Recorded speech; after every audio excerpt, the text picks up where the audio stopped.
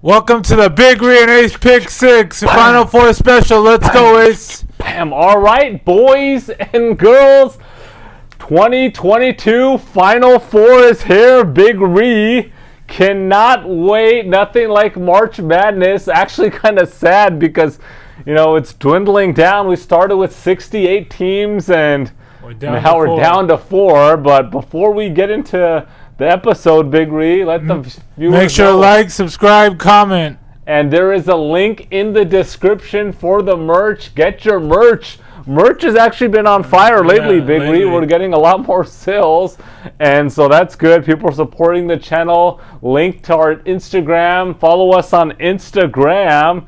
Now, before we get into the analysis and the Final Four, let's get into the BS talk segment of the episode, Big Re. So tell me, man, what's going on? What's new? Not what much. Do you want to talk about? Had a nice 3-day weekend. Oh, yeah. Nothing like laying on the couch watching the Sweet 16 and the Elite Eight. I'm curious, do they celebrate Cesar Chavez holiday anywhere else in the U.S. or is it only in LA? I don't know. I cannot confirm or deny that. I know because that's definitely a nice holiday for a lot of people here. Get that extra 3 days, Nothing like those federal county holidays, so I'm sure you're well rested. You had a good weekend. It was cool Friday night. We were all pumped out. I know we were gonna get some dinner. Those plans kind of fell apart, put aside. But then we're going out, and it's like, dude, let's make a late night dessert run. We were originally going to get boba. Yeah, we were gonna get some boba, but then we had a special guest that joined in. Unreal. We're not going to put the guest on blast who it is. We're not going to disclose their name, but they don't come out. Very rare. Once in a blue moon. I mean, I was super surprised when they said they were in. And they flipped it. And then they flipped where they wanted to go. And because they rarely come in, we're like, all right, wherever you want to go, we're in.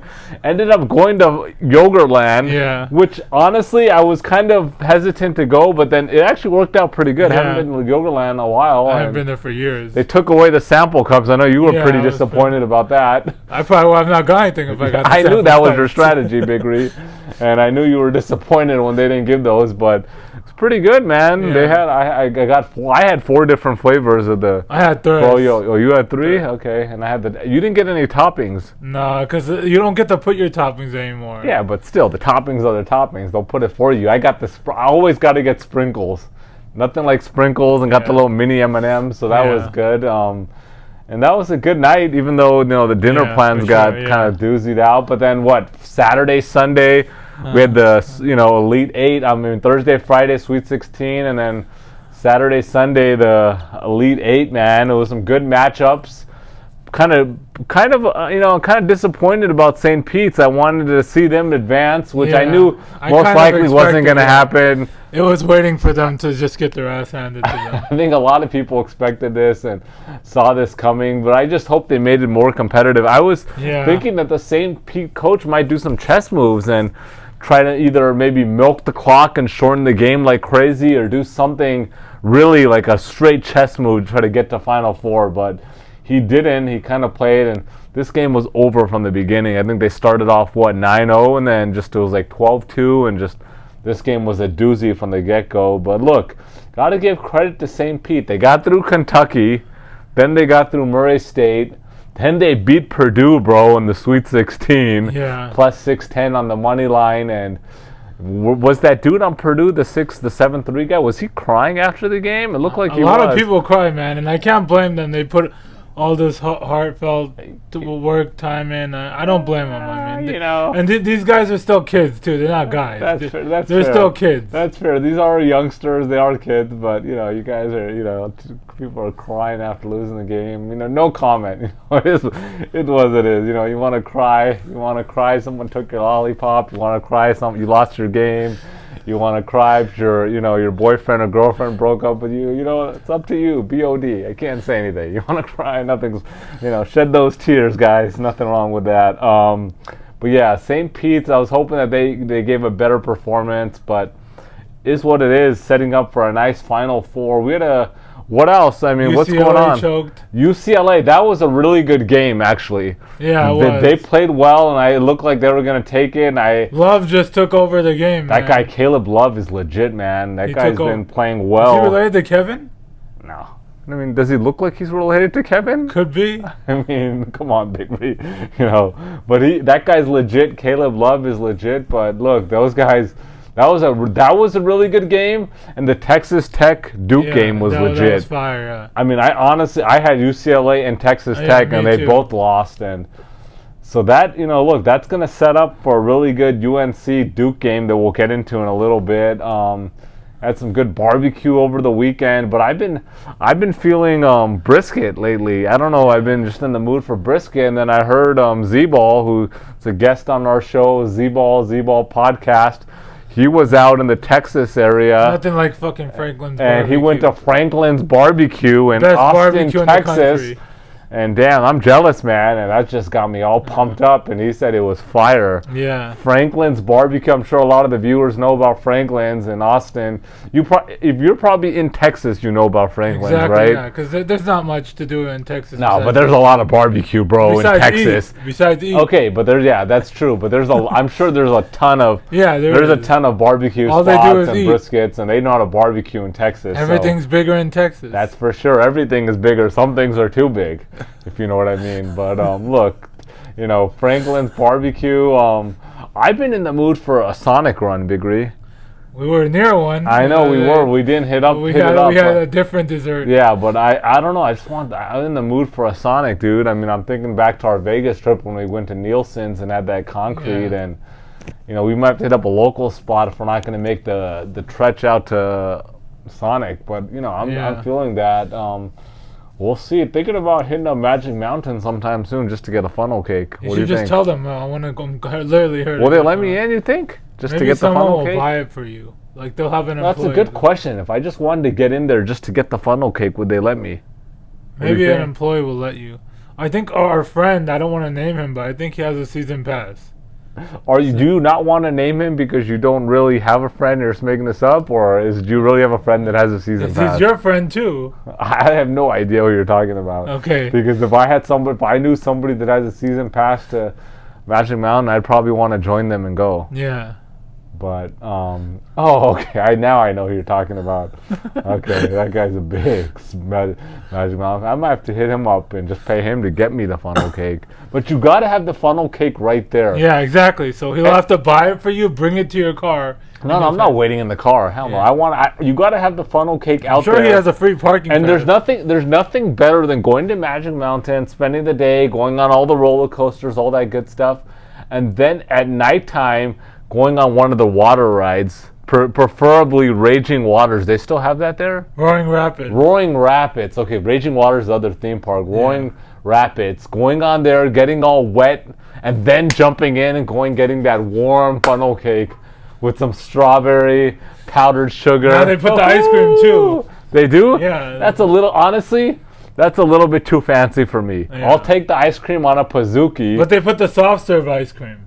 Okay, maybe. I think we got it last time. I still have the pictures probably. We might have, but there's nothing like the original funnel cake. And I just heard, somebody went to freaking BJ's and didn't get a Pizookie. That's unreal. Disappointing. Like, in my opinion, that is disgrace. Bro, I went to BJ's maybe like 2 months ago, I think, and I just stopped off, saw BJ's, literally pulled over, went in there by myself and got the Pizookie. Yeah, in my opinion. And that's it. That was it. Just got the Pizookie and finished the whole thing. Yeah. And that was good. All right, let's get to the games. Come on, man. Big Reed. Most of the viewers are here just for the BS talk. Let's give them some. Anything else? Okay, look. We'll wind it down. Look, March Madness is slowly dwindling down. We're down to 4 teams. Pumped, and we got NBA playoffs coming, so that's exciting. We got the playoffs starting in about 2 weeks. We got the NFL draft. That's going to be fire. That's always fire. End of April. Then we got the playoffs. The rest of them, I'm not super high on MLB, but it is what it is. And then we were even talking with Javi right before the episode that we're all looking forward to football again. Yeah. Football is going to be right around the corner, and so can't wait. There's nothing like football. Football season is its own beast, and so we'll be back soon, boys and girls. But all right, I think let's just get into the docket, Big Ree. So here we go, boys and girls. Aquí vamos, chicos y chicas. Let's go! Final four, game one. Saturday, April 2nd. We got the number 5 seed, number 2 seed Villanova versus the number 1 seed Kansas. This game is being played at the Superdome in New Orleans. This is a 3 p.m. Pacific time game. We got Kansas, who's a 4.5 point favorite. We got the total here set at 133. Big Ree, what are your thoughts here? Yeah, this is going to be a really good game. I mean, everyone is pounding on Kansas. According to DraftKings, 80% of the money is on Kansas right now. So Ooh. I don't know which way to go on this game. I would take Villanova plus 4.5, but I will take Kansas to win by 1 exactly. So you're taking Villanova to cover, but you like Kansas to win by one. So are you calling a game-winning shot, or what? Game-winning 3. Game-winning 3. They'll be down by 2, and they'll hit a game-winning 3. That's a pretty bold prediction, Big Ree. Yeah, I mean, I heard a lot of the money is on Kansas. I mean, we got Villanova 30-7. They're coming off a 50-44 win versus Houston. They got 4 players led by Gillespie that are scoring in double figures. But the big news here is Justin Moore. He's injured, tore Achilles, and I would argue that's their best player, and he's out. That's a big deal, right? I mean, you lose your best player, and you're going up against a powerhouse in Kansas. I would have rolled with you. I would have rolled with you with Kansas for sure. No, with Villanova to cover for sure, but it's tricky because I still think Villanova has a good team, and I think Kansas is a little bit overrated. You know, Kansas 32-6. You know, they had a big 76-50 win versus Miami, but I didn't think Miami should have got this far, to be honest. So I'm not super impressed with that blowout. You know, they're led by Agbaji, and that guy, was it Ocha Agbaji? Something like that. That guy's a legit draft prospect. They got Christian Braun. That guy's versatile player as well. Versatile team. They got the 6-man Remy Martin, the transfer from Arizona State. What a legit name, Remy Martin, Big Ree. For sure. That guy gets cred just by his name. High-scoring team here. You know, Villanova is known for their defense. They keep these games low-scoring. That's why you got the total at 133. Look, I think Villanova, the only way they can win this game is if their defense steps up. I like this to be a low scoring, so I'm taking the under 133 here. Tough game here. Tough game, and look, I honestly, I think Kansas takes it. Even though I'm not super impressed with them, I think the injury to Moore is too much. So I'm taking Kansas minus 4.5 and the under 133 here. Game 2. We got the North Carolina Tar Heels, an 8th seed, versus the Duke Blue Devils. This game is scheduled to tip off at 5:49 p.m. Pacific time. Duke is a 4-point favorite here. The total is set at 151. Big Ree, what do you think? Yeah, this one's going to be really good. I mean, I think this has it written all over it for Coach K to advance and win it all, but I want North Carolina to win, but I'm rolling with Duke. So you're gonna roll with Duke here, -4. Yeah, I'm going Duke -4. Any particular reason why you like Duke? Just because the whole Coach K thing. You think there's a conspiracy for Coach K to go out? Can't blame you there. Well, look, let's start with North Carolina, 28-9. They are the 8th seed, and they've had some impressive wins. We talked about the 69-49 win versus St. Pete in the Elite 8.